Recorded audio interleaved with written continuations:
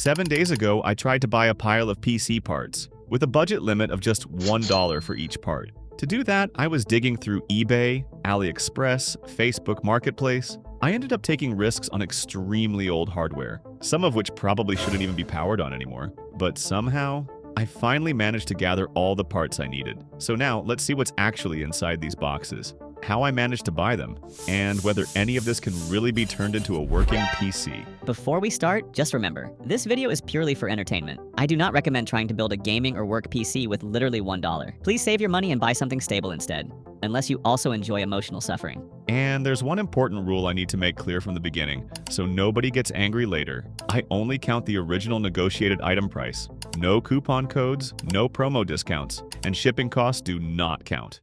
Alright, and let's begin with the first component. Now, for a $1 PC build, the hardest part to find is definitely the motherboard. I spent almost 3 straight hours scrolling through eBay searching only one word: motherboard. And look at this disaster, $25, $30. Even ancient destroyed boards were getting bid up past 10 bucks. At this rate, my $1 PC was going bankrupt before it even existed. Every listing instantly got pushed to ridiculous prices. My budget couldn't even afford some people's I/O shields, so I set the maximum price filter to $1 and searched specifically for a motherboard. And wow, things somehow became even more hopeless. 2 hours passed, then 4. I went through hundreds of listings, random liquidation sites, sketchy marketplace posts. I was genuinely starting to lose my mind. At one point, I seriously thought this entire challenge was impossible. And then, wait, stop. Do you guys see what I'm seeing right now? Gigabyte H61 motherboard untested. The seller misspelled the title so badly it basically became invisible to eBay itself. The algorithm buried it into another dimension.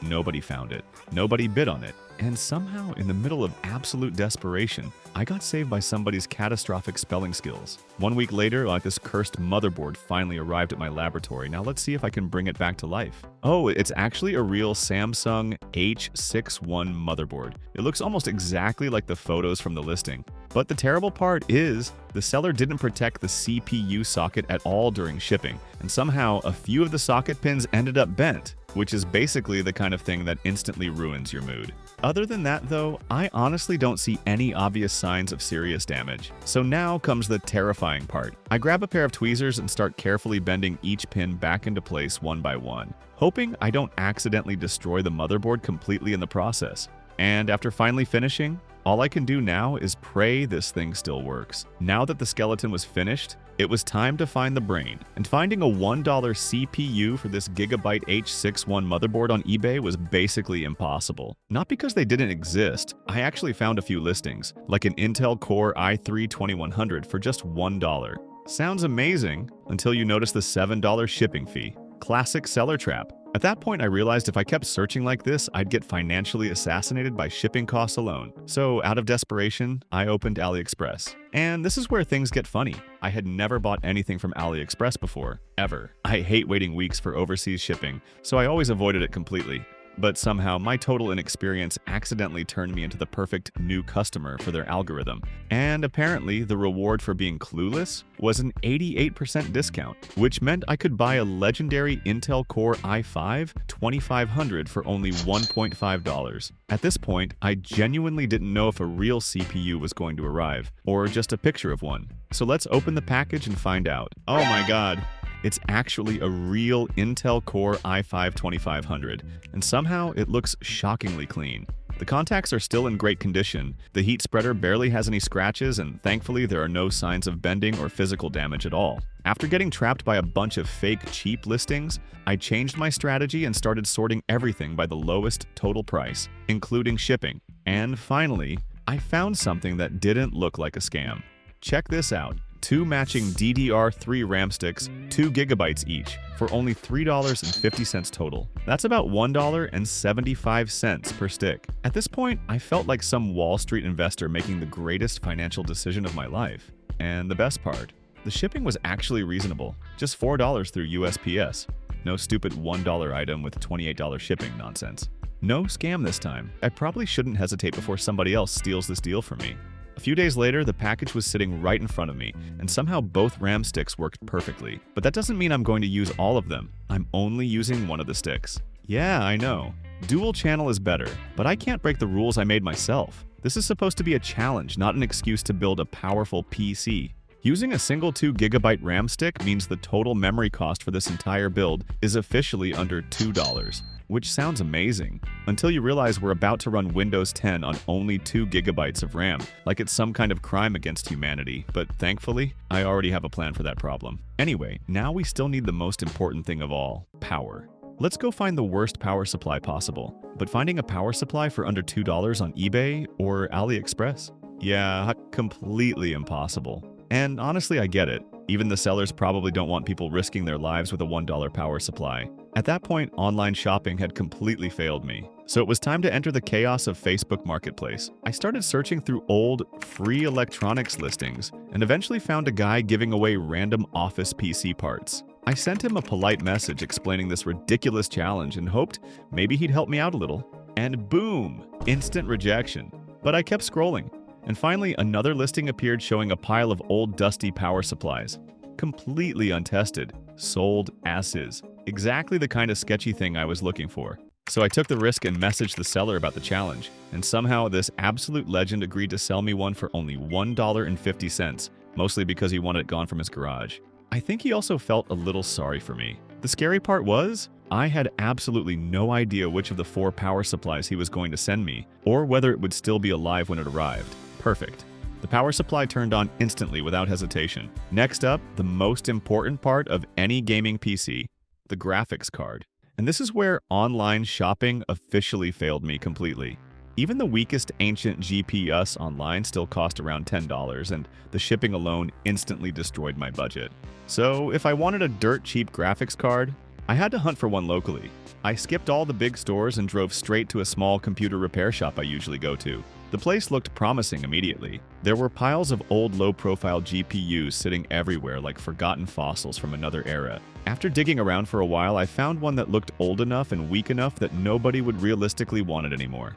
So I explained the challenge to the repair guy and somehow, he agreed to let it go for just $1.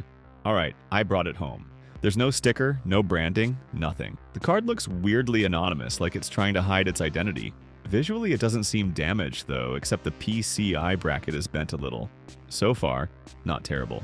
Alright, I'll test it later. Now it's time for storage. And surprisingly, I got this one pretty easily. So let's unbox it and figure out why it only cost $1. And yeah, the second I picked it up, it all made sense. This thing is huge, because it's an old 160GB HDD.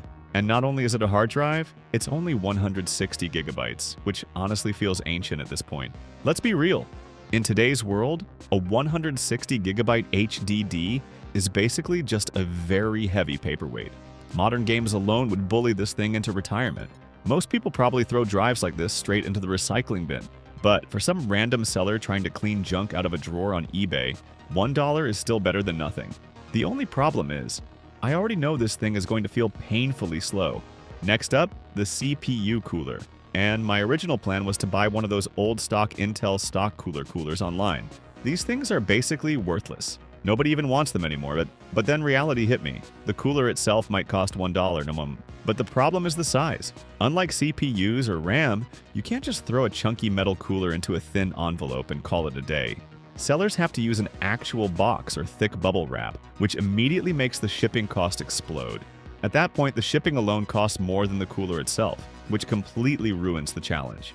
But luckily, I already had a solution. Remember that repair shop where I bought the GPU? Yeah, this cooler came from the same place. And if you noticed earlier when I paid the guy $2, the extra $1 was actually for this cooler. So now, sitting on the table in front of me are all 7 components needed to build a complete PC. Well, almost. Because I'm still missing a case. And for $1, buying a real PC case is basically impossible. Last time I used a cardboard box for my $1 PC build. But this time, I'm going with something even more cursed. A motherboard box is the case. Now it's finally time for the scariest part, testing all the components together. And no way. It goes straight into the BIOS immediately. No errors, no weird noises, nothing. At this point, I genuinely couldn't believe the cursed $1 PC was actually alive. Alright, time to shove everything into the motherboard box. First, I reinforce the box with tape so it doesn't immediately collapse under emotional pressure. Then I cut out part of the side panel to make room for the rear I/O shield. After that, I mount the motherboard using little standoffs, then secure the power supply with double-sided tape because honestly, we're way past caring about professionalism here. I also run an extension power cable to the back next to the I/O shield, so plugging everything in won't look completely ridiculous. Next comes the GPU. I swap to a low-profile bracket so the box can actually close properly, then cut another opening for the display outputs. But then I realized something terrifying. This thing has basically zero airflow. So now I'm forced to cut a giant hole near the PSU fan. After wiring up the power button, that's it. The $1 PC is officially complete. Alright, let's test some basic performance first. Starting with YouTube playback, 720p runs surprisingly smooth with almost no stuttering at all. Even 1080p works fine, and the system only uses around 1 GB of RAM. But the second I switch to 4K, yeah, the whole machine starts choking immediately. The CPU gets pinned at 100% usage trying to survive. Now it's finally time for the game that appears in basically every video on this channel, Minecraft. At default settings, the game runs at around 30 FPS, sometimes dropping all the way down to 11. So I lower everything to the absolute minimum, and suddenly the FPS jumps up to around 80 to 90, which honestly isn't bad at all. The problem is, the system is already using around 1.3 gigabytes of RAM, meaning there's basically no memory left for anything else. Now let's move on to Tomb Raider. At full HD resolution, this thing only manages around 15 FPS. And yeah, it feels rough. The stuttering is genuinely painful to look at, so I immediately drop the resolution down to HD. But honestly, it barely helps. The FPS only improves by around 10 more frames, and the overall experience still feels pretty bad. At this point, I think the combination of only 2 gigabytes of RAM and this ancient GPU is holding the entire PC back hard. But somehow, the fact this cursed $1 machine can still run games at all is already impressive enough for me. Thanks for watching the video, and hopefully this chaotic experiment entertained you a little.